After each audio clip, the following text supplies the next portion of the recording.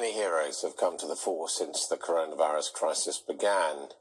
A small village in the southwest of Scotland has been hit hard by COVID-19, and now its residents are fighting back by turning their local heroes into comic book characters.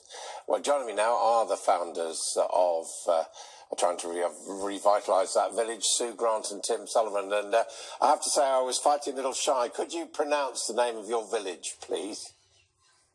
It's Moniaive. Moniaive, right. Okay, revitalise Moniaive. How are you doing it? That's a good idea. So we were completely decimated by foot and mouth 20 years ago.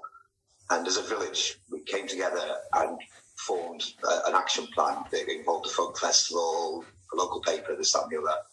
We had faced similar problems again after the financial crash, and we formed Moniaive Festival Village. So we're Dumfries Galway's Festival Village. We have all sorts of stuff going on, which is obviously, this has just decimated us. I mean, the busiest weekend of the year for the village is the second weekend in May, when we have a folk festival. About 2,000 people come to a population of 650 a year. So we reformed that. We know we will come back from this. And what we've done is we've set up this Revitalise Moniaive, and we've just come up with ideas just to keep Moniaive in the headlines, really. And I'll let Sue explain. So tell us some of the things you come up with. Comic? Yeah. The comic. We have a range of mugs, T-shirts, tote bags, aprons. There was a piece on Radio 4 on the Today programme, and one of the residents, Pete Garnett, was asked what it's like living in Moniaive, and he came up with the phrase, "It's like the Archers on acid." It was kind of a mental place, so we got all these mugs made up with Archers on acid. Yeah. T-shirts. So you've got this comic book done by Alan Grant, and what's that doing? Is that depicting real people or fantasy? It's real. It's the true story of all the things that have been happening in the village, and it's all the people featuring in it are real people, and most of them have drawn themselves, or if they don't like somebody, they've drawn them instead. So what are the sort of things they've been doing? Graham over at the grocers across the road there obviously started doing loads of deliveries, so he's out all the time delivering food.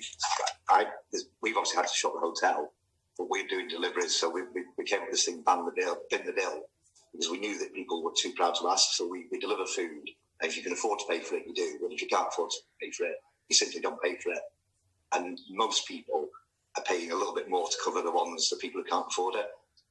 And the village have pulled together, people's shopping is being done, prescriptions being collected, and I mean, just this week at my door, I've had 2 bunches of flowers, box of chocolates, lemon curd, lemon marmalade, just little gifts to cheer people up. They just appear on your doorstep, and that happens all the time. And what about, obviously the festival brought money into the village.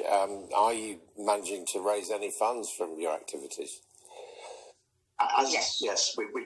The problem is, obviously, until the government guidelines, we know when we can reopen and what can happen.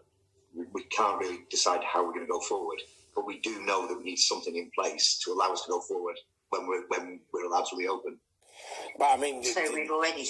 I mean, presumably people can buy the comic book, or they can buy the T-shirts or whatever. Yeah. We've already sold £1,600 worth of merchandise, and in fact, are just a way to reprint comic and reprint more T-shirts. They're literally going around the world.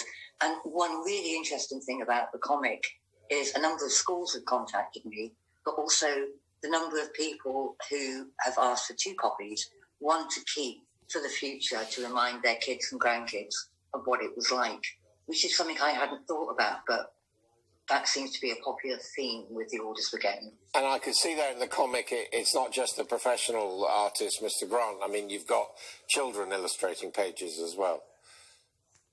We have, they range from 4 to 88 in years of age. Over 60 people in the village took part. In fact, the comic had to be changed because we kept getting extra pictures. But I'm proud to say nobody's picture was left out. And can I ask you, do you think next year you'll be able to recover back to full strength for the festival? We'll be bigger and better. That's a very Definitely. optimistic note to end on. Thank you very much indeed joining us there from Moniaive. Let's have a look at the weather. Southern Britain.